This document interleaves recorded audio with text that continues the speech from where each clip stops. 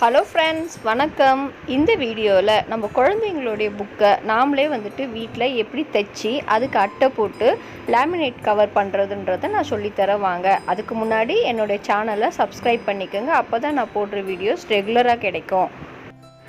Material என்ன தேவைன்னா, சுத்தி, நீடில், த்ரெட்டு, குத்தூசினா ஆணி ஃபஸ்ட்டில் ஆணி அடிச்சுட்டு அதுக்கப்புறம் நம்ம நூல் தைச்சா ஈஸியாக போகும் ஊசி. அதுக்காக தான். இப்போ குத்தூசின்னு சொல்லிட்டு கடையில் புக் ஷெல்லரில் விற்கும், வாங்கிக்கோங்க. ப்ரௌன் ஷீட்டு, லேமினேட்டிங் கவர், இதுதான் நம்மளுக்கு தேவையான பொருட்கள். இந்த மாதிரி அட்டை நம்ம ஒரு வாட்டி தான் கஷ்டப்பட்டு போட்டோன்னா 1 இயர் ஆனாலும் கிழியாது. டெய்லியும் யூஸ் பண்ணுவாங்க பசங்க, கிழிவே கிழியாது. லாஸ்ட் இயர் நான் என்ன தப்பு பண்ணேன்னா, அட்டைலாம் போட்டு லேமினேட்லாம் பண்ணி அயன்லாம் பண்ணிவிட்டு மேலே லேபிள் ஓட்டினேன். அதை அந்த அம்மா கிழிச்சு விட்டாங்க. இந்த வாட்டி அதை கிழிக்க முடியாது, உள்ளே ஒட்டிட்டு நம்ம லேமினேட் பண்ணிடலாம். வாங்க எப்படி பண்ணுறதுன்னு நான் சொல்லித்தரேன். அதில் நம்ம என்ன பண்ணோன்னா, குத்தூசியை வச்சு ஹோல்ஸ் போட்டுக்கணும். அந்த புக்கில் சென்டரில் ஒரு ஹோல்ஸு, அப்புறம் ரைட்டில் ஒரு ஹோல்ஸு, லெஃப்டில் ஒரு ஹோல்ஸ் போட்டு வச்சுக்கணும். நான் என்ன பண்ணுவேன்னா, எத்தனை புக்குக்கு நம்ம அட்டை போட்டுருமோ எல்லாமே அட் அண்ட் டைம் உட்காந்து எல்லாத்துக்கும் ஹோல்ஸ் போட்டுருவேன் வேகமாக. ஏன்னா சவுண்டு கேட்குங்களா, அது ஒரு டிஸ்டர்பன்ஸாக நம்ம கீழே ஃப்ளாட்ஸில் இருந்தோன்னா டிஸ்டர்பன்ஸ் வருவாங்க. அதுக்கப்புறம் எந்த புக்கு நம்ம ஹோல்ஸ் போடுறோமோ கீழே ஒரு பேடோ அந்த மாதிரி வச்சுக்கோங்க. இல்லைன்னா டைல்ஸ்லேயோ மார்பிள்ஸ்லேயோ ஓட்ட மாதிரி விழுந்துடும், அதையும் பார்த்துக்குங்க.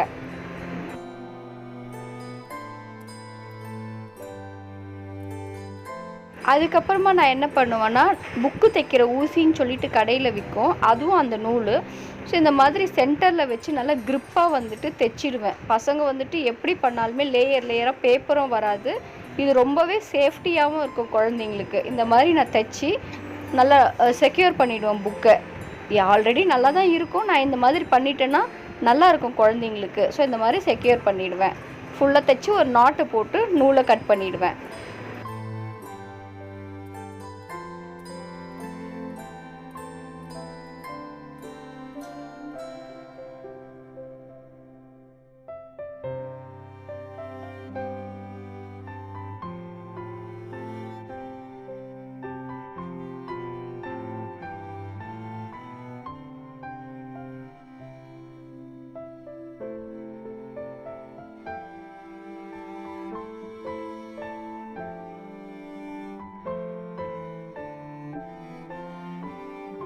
அந்த தைச்ச புக்கு மேலே நான் எல்லாத்தையும் ஒன்றா எல்லா புக்குமே தைச்சிட்டேங்களா, அதில் ஒரு புக்கு தான்.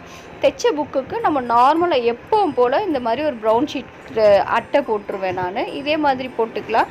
பைண்டிங் நம்ம அட்டை வச்சு பண்ணோன்னா புக்கு வெயிட் ஆகிடும். ஆல்ரெடி குழந்தைங்களுக்கு வெயிட்டான புக்ஸ், இதுவும் இன்னும் கொஞ்சம் வெயிட் ஆகிடும். இந்த மாதிரி பண்ணிங்கன்னா புக்கும் அவங்களுக்கு வெயிட்லெஸ்ஸாகவும் இருக்கும், நல்லாவும் இருக்கும், கிழியவும் கிழியாது. நீங்கள் எப்பவும் போல் நம்ம அட்டை போடுற மாதிரி 4 சைட்லேயும் கவர் பண்ணிவிடுவேன்.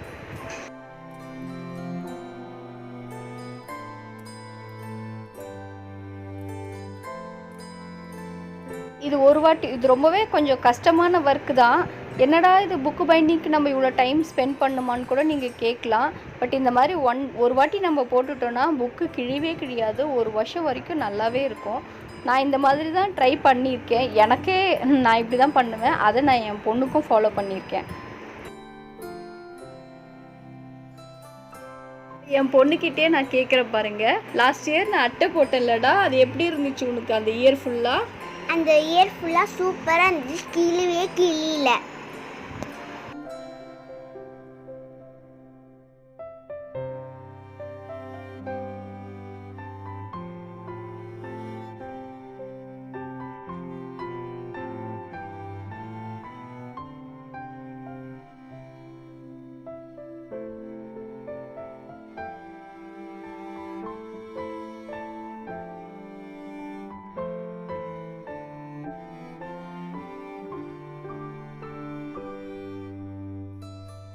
என்ன பண்ணேன்னா, அட்டை போட்டுட்டு அப்புறமா லேபிளை ஒட்டிட்டு நேமெல்லாம் எழுதிட்டேன். அதுக்கப்புறம் தான் நான் அந்த லேமினேட்டிங் கவரில் மேலே அட்டை போட்டு அயன் பண்ண போகிறேன்.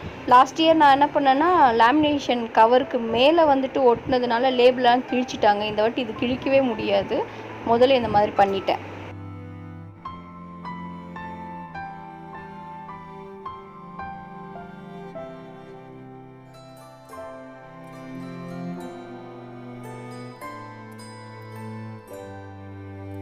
அப்புறமா லேமினேட்டிங் கவர்னு சொல்லிட்டு இருக்குங்கள்ல, அது வந்துட்டு அந்த புக்கு சைஸுக்கு நான் வந்துட்டு கட் பண்ணி எடுத்துக்கிறேன்.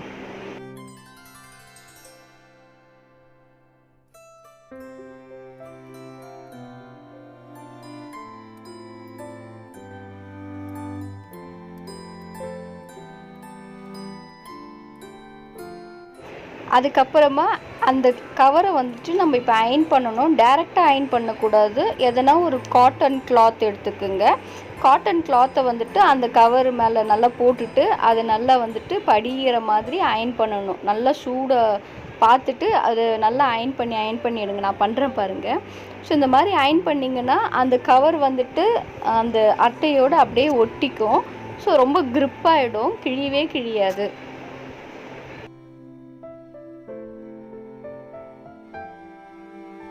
பேக்கு ஃப்ரண்ட்டு உள்ளேயும் வந்துட்டு நம்ம அந்த மாதிரி அயன் பண்ணிடணும். ஸோ க்ரிப்பாக நல்லா க்ரிப்பாகிடும். அந்த கவர் வந்துட்டு அந்த ப்ரௌன் ஷீட்லேயே வர மாதிரி நல்லா டைட்டாகிடும். ரொம்ப நல்லாயிருக்கும், க்ரிப்னஸ் அதிகமாகிடும். நீங்கள் நினைக்கலாம், என்னடா வந்துட்டு ஒரே ஒரு அட்டை போடுறதுக்கு இவ்வளோ வேலை பண்ணிகிட்ருக்காங்களேன்னுட்டு. நம்ம ஒரு வாட்டி அட்டை போட்டோம் வச்சுக்கோங்க, இந்த மாதிரி கஷ்டப்பட்டு இயரில் வந்துட்டு அடிக்கடிக்கு இடையிலலாம் போடணுன்ட்டு அவசியமே இல்லை. அவங்களுக்காக தானே நம்ம டைம் ஸ்பெண்ட் பண்ணுறோம். ஸோ அவங்க தான் எல்லாமே, குழந்தைங்க தான் நம்மளுக்கு எல்லாமே. ஸோ அவங்களுக்காக இது பண்ணுறது தப்பே இல்லைல்ல.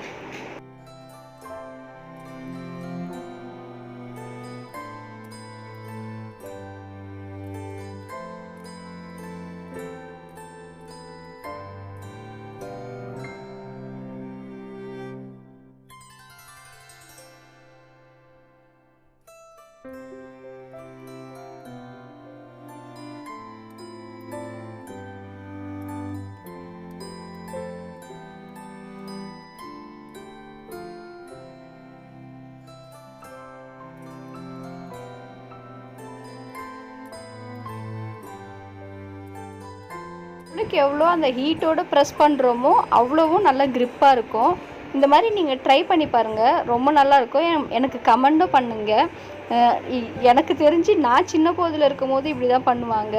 எனக்கு வந்துட்டு அம்மா பண்ணுவாங்க, என்னுடைய பெரியண்ணா பண்ணுவாங்க, 2 பேர் தான் பண்ணுவாங்க. அதே தான் நான் இப்போ இவளுக்கு ஃபாலோ பண்ணிகிட்ருக்கேன்.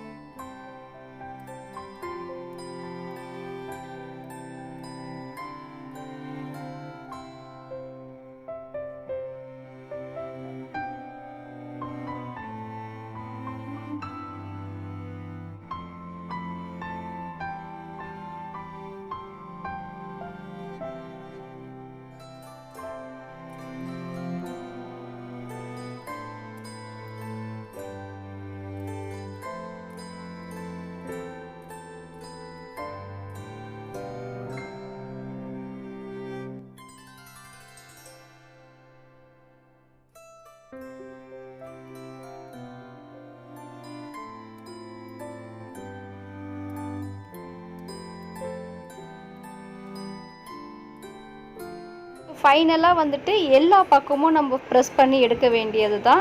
அதுக்கப்புறம் புக்கை ஓப்பன் பண்ணி உள்ளேயும் வந்துட்டு அந்த மாதிரி ப்ரெஸ் பண்ணிக்கணும். அவ்வளோதான், பாருங்கள், ரொம்ப சூப்பராகிடுது. உள்ளே வந்துட்டு அந்த மடிப்பு நம்மளே மடித்து கொடுத்துட்டோன்னா அவங்களுக்கு கொஞ்சம் நல்லாயிருக்கும். அவ்வளோதான், உள்ளேயும் போட்டு நான் அந்த மாதிரி நல்லா ப்ரெஸ் பண்ணிவிடுவேன். பேக் சைட்லேயும் அதே மாதிரி ப்ரெஸ் பண்ணிடணும்.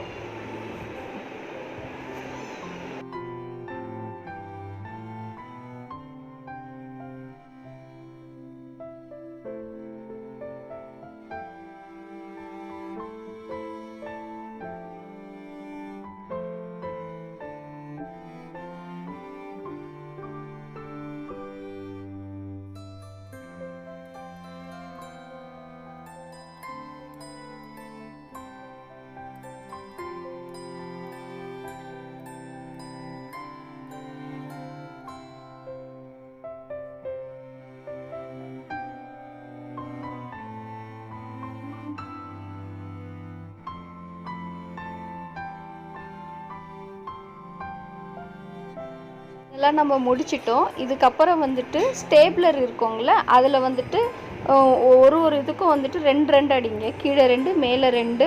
ஸோ இந்த மாதிரி அடிச்சிட்டோன்னா கிழிவே கிழியாது. ஸ்டேப்லரும் அடிச்சுக்கலாம், ஆப்ஷன் செலோ டேப்பும் ஒட்டிக்கலாம். நான் ஸ்டேப்லர் தான் அடிப்பேன்.